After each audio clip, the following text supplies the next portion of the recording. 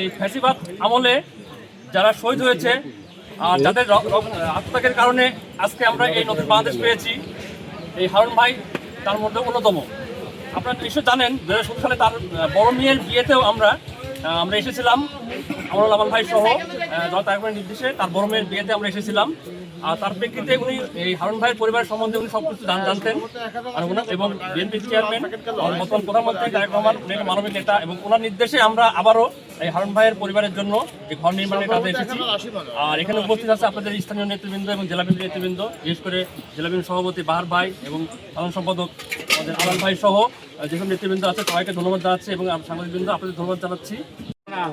وترحمنا لنكونن من الخاسرين ربنا فاغفر لنا ذنوبنا وكفر عنا سيئاتنا وتوفنا مع الابرار রব্বুল আলামিন, আমরা তোমার কতিপয় গুনাহগার গোলাম এখানে একত্রিত হয়েছি। আমাদের বিএনপি পরিবারের পক্ষ থেকে আমাদের যুবদলের ফ্যাসিবাদের আন্দোলনের শহীদ হারুনের জন্য বিএনপি পরিবারের পক্ষ থেকে আজকে একটি গড় উপহার দেওয়া হয়েছে আমাদের মাননীয় প্রধানমন্ত্রীর পক্ষ থেকে বিএনপি পরিবারের সমন্বয়ে। আল্লাহ, তুমি এই আমাদের মাননীয় প্রধানমন্ত্রীর এই উপহারকে কবুল আর মঞ্জুর করো।